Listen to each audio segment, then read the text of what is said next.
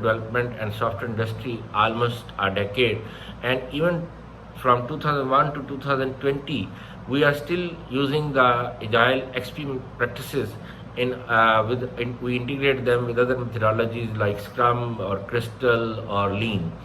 So these practices made it so successful. There are 11 practices. The first practice is planning poker technique. In the planning poker technique, we have cards, and each card has a number from odd numbers from 1, 3, 5, 7 till 21.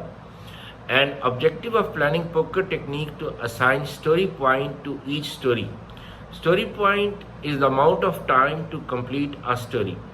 So the project manager started the planned meeting, and each member should be present. So he discussed the first story and asked the members during the meeting to raise the card. Just raise their card number, like how much time they think to complete this story.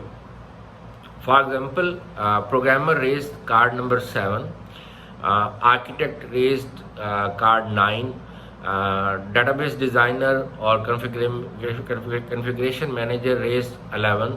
So then project manager asked programmer, why do you think we need 5 days to complete this story? Then he will ask to the architect, and similarly he will ask to the configuration manager or database designer. So then he say, okay, after discussion, let's raise the card again. So this practice is continued till all the members are agreed on common story point. For example, 7. So 7 days, 7 story point is assigned, and then the project manager discussed the second story till we finished the meeting. If we finish the story point value till 21, because we have maximum 2 to 3 weeks to complete to release first release. That's the required by the Agile XP methodology, that the first release should be delivered within couple of weeks. And then before the next release, again we conduct the planning poker technique. That is the first practice of XP to assign story points. Then objective is to have small releases, because maximum 3 weeks duration is there, but we try to finish within 2 weeks. So 2 weeks is the deadline. Like I discussed the company Choreo.com, they deliver the first release in first week and complete software in a couple of months. So each week they have to deliver one release. So 1 week is the maximum deadline. So, but as per recommendation of Agile XP methodology by Kent Beck, that we have 2 to 3 weeks duration. And objective is to deliver small releases. So it's easy to code, easy to test, easy to maintain, easy to deploy, and easy to maintain, easy to upgrade. So that's the objective, to have small releases. The third practice of XP, we have metaphor. Metaphor is like abstract design of the software, and sometimes we have a concept of naming, like consistent naming of methods or classes or functions.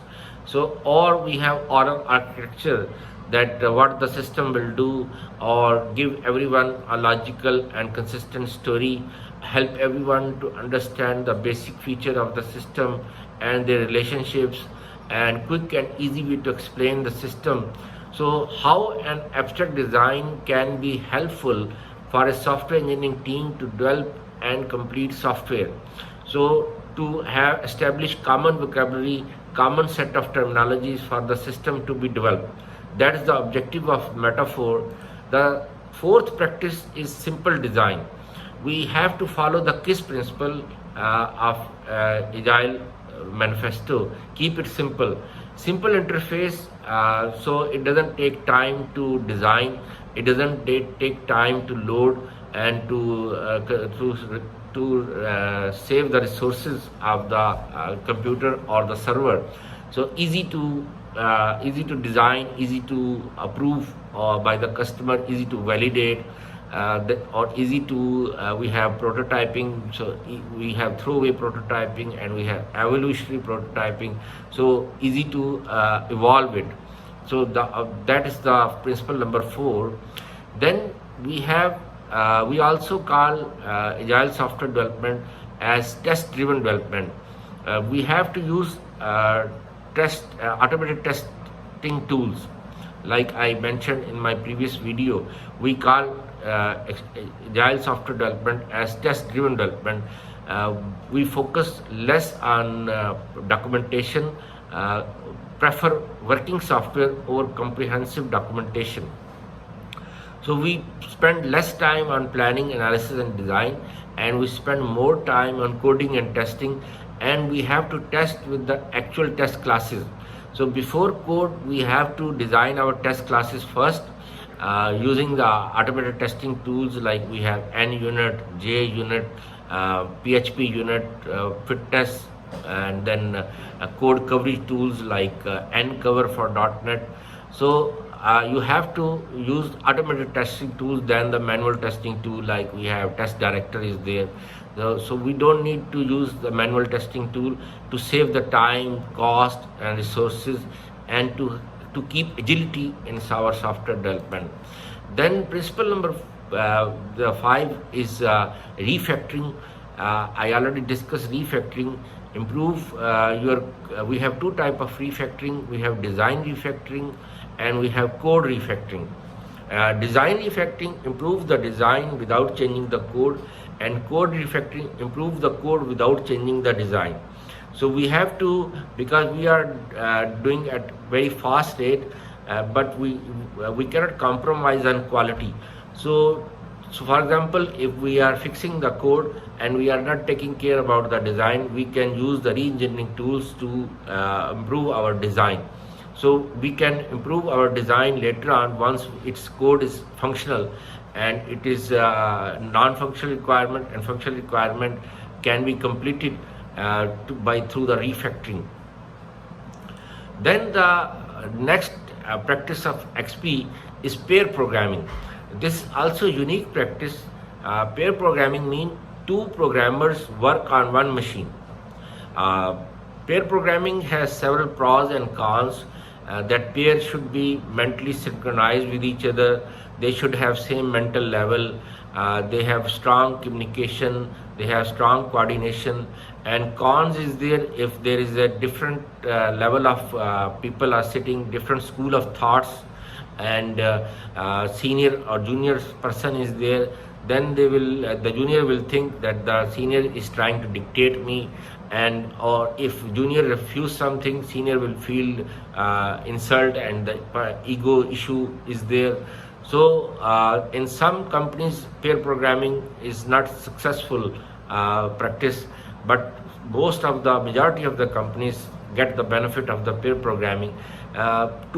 Two persons doesn't mean that one person is doing the coding and other is sitting freely and he is trying to chat with him about his family issues or about political issues or weather issues. How is the weather? How is your family? How is your weekend was there, or what you are doing in the night? No. The second person, when first person is doing the coding, the second person will test him, because you are not the best person to judge or test your code, because your code is your product and you don't want to highlight the mistakes or errors in your software. So second person will have a neutral thought and he is there to identify maximum number of bugs. So he will test it more freely and in a much better way as compared to programmer the programmer who writes the code, who is the code owner, he will test his code. And while you are writing the code, he is not sitting free. He is thinking about the designing of the test classes for the next release.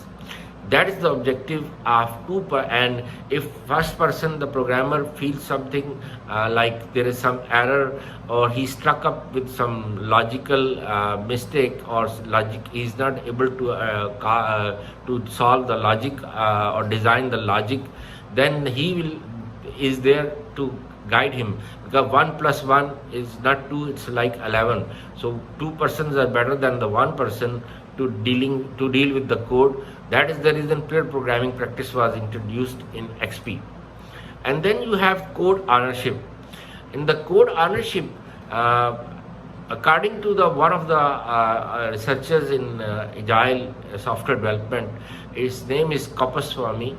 Kapaswamy published a paper in 2003 that every developer in the team has the right to change any code. Any developer has the right to change any code, but you have to control it, because if anybody will change the code, then he has to take the responsibility, and he has to mention the reason why he changed the code. Then he has to test it, because for example, due to bad politics or leg pulling, like my student, for example, Usama Mumtaz, he is working in now in UK. Previously he was working in Pakistan in IT24 company, software development company, so American based company.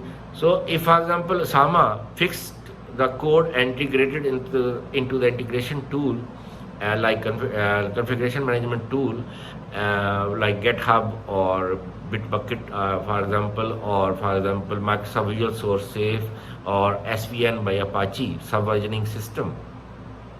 And Khalid, his friend or colleague in the team, he doesn't like him, so he deliberately made some changes in the code. So previously it was working, now it's not working. So you have to mention who made the changes into the code, what was the reason of making changes. He has to take the responsibility, and then he has to test it, and then he has to integrate again with the new version, that this is better version and I made changes to improve the code because of this reason. Justify. So, and then second approach in code ownership, XP pair, who is the actual owner, he can only change the code. The third approach, anybody can suggest, any developer, any team member can suggest, and the code owner has the right to accept or reject the changes in the code. So these are the three different approaches used in the code ownership practice. And then coding standard is another practice, because we are doing coding at a very fast rate, at a high pace, and then we have to write the code according to the template of the company, because each software company has its template to write the code. For example, you have to follow the coding standards. For example, you have to comment some code on the class or the function or the method, or the method overloading, or the abstract, or you are using some pattern. So you have to mention that why this code is written like this, or why this pattern is selected. So you have to follow and then comments and indentation in the code.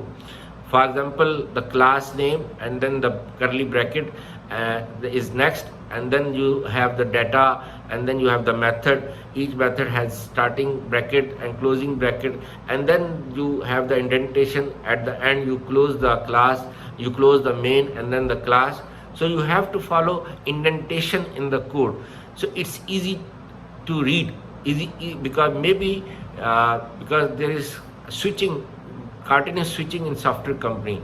Maybe the person who wrote the code is not there to update it or upgrade it. So the second programmer, because this is the most difficult job, to make changes in the code of some other programmer. For example, I am the programmer. It's very difficult for me. Most difficult job is to make changes in the code of some other guy, like for example any of my students, Usama, or for example Usman, or any student.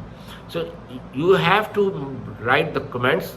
So you have to mention the indentation, you have to write the code in indentation, you have to follow the coding standard, you have to follow the template.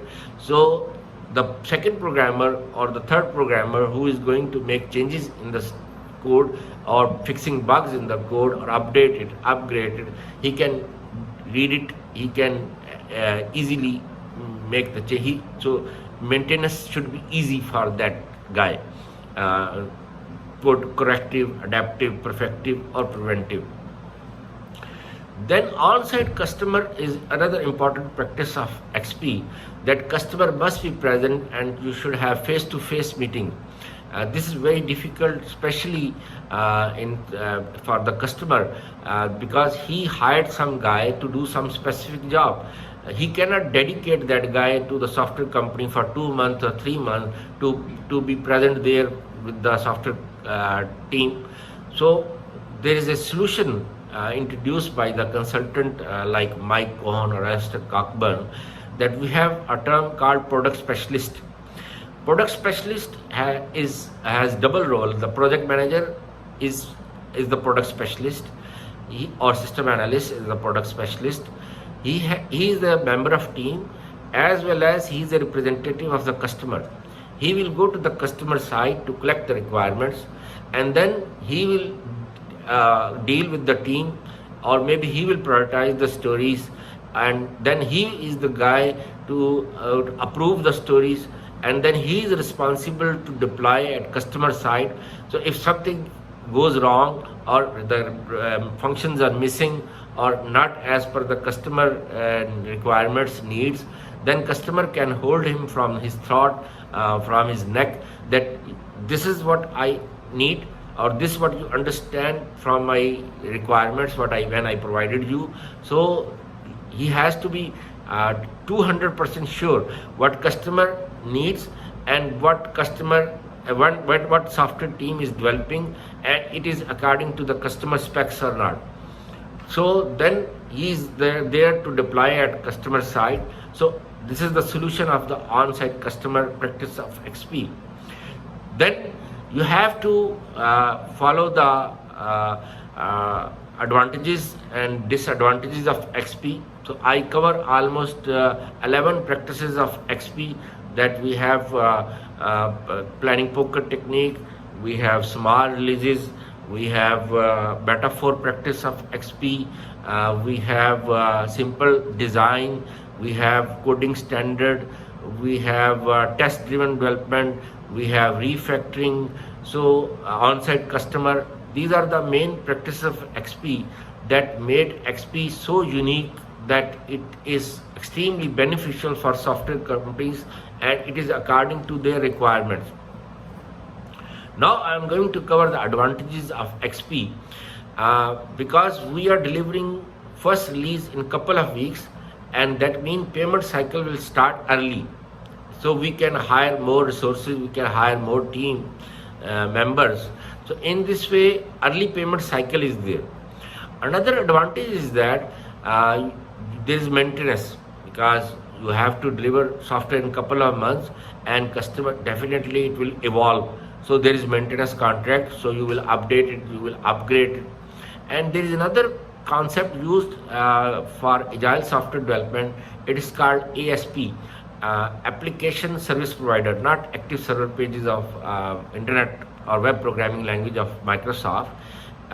So you have ASP, application service provider, like companies like IBM, HP, they are doing the ASP job, or even in STC in Saudi Arabia, they are doing the ASP job, application service provider. So you are the company who develop, and then you provide your server to host. So hosting charges will be there. Then you will provide backup charges is there. Then you will provide security charges there. So development charges, hosting charges, backup charges, security charges, so, and this continuous payment cycle is there. So there is, and it's evolutionary. So all the advantages of the spiral model or the evolutionary models are inherited. So payment cycle is there, and maintenance contract is there, more complete software because you are continuously updating it and upgrading it. So these are the main advantages of XP, and with that you can have you deliver at very fast rate but without compromising quality, using the extremely beneficial practices of XP. Then main disadvantages of extreme programming model. Nothing is perfect except Allah. Like even my lectures are not perfect. I'm trying to learn from different sources, and from my students, from the books, from the research papers. There are some constraints are there. XP is not suitable for large teams. The ideal team size is recommended 7 to 10, but in some companies in some papers I find 5 to 7 team members. So for large teams like 200 members, 300 members, it's not beneficial. So if you have large team in any company, you can divide them into small teams. You can have more than one teams. Like Descon Infosys, when they implement the extreme programming methodology, instead of one large team, they hired 4 teams. 4 teams working separately on independent part of the ERP system, which is called a great project. So that's the objective. So you cannot deal with the large team using the XP, because the large team needs more time to communicate, more time to have agree on common scope, collaboration or story points, or to approve the release. So it will decrease the productivity as per the research of Barry Boehm, that large team size, instead of having the increasing the productivity, it decreases the productivity. So that's one of the main disadvantages of extreme programming model. And then it's not suitable for outsourcing, because outsourcing means you are the middle company agent, and software company is one entity and the customer is second entity, and you are in between. Like there is a website, it's called rentacoder.com, and my students are working on this website almost 2001, 2002. So if you are a freelancer, it's beneficial for you, and you can get some part of the code, but it's a middle company, it's an agent. So there is no direct communication, face-to-face communication. So it's difficult to deliver software within couple of weeks or couple of months. And it's also not suitable, XP is also not suitable for distributed teams, because it is suitable for co-located teams, so you can have face-to-face meeting. You need to customize XP if you want to implement for distributed teams. I'm sorry. And then, as I mentioned previously, pair programming practice of XP, it's not suitable for those pairs which are not having strong mental synchronization and which have weak communication, weak coordination, different school of thoughts are there. And it is not suitable for re-engineering. When you want to redevelop a software, it is not suitable for component-based development. That's another problem with the extreme programming methodology. Thank you very much. My sources about the XP methodology is I use the sources from Software Engineering by Pressman, Software Engineering by Somerville. I use the papers of top gurus of extreme programming, the founder, even the Kent Beck papers, Lanco papers. So these are my sources for the extreme programming methodology, its practices, its advantages and its disadvantages. Jazakallah khair. May Allah bless you. Assalamu alaikum.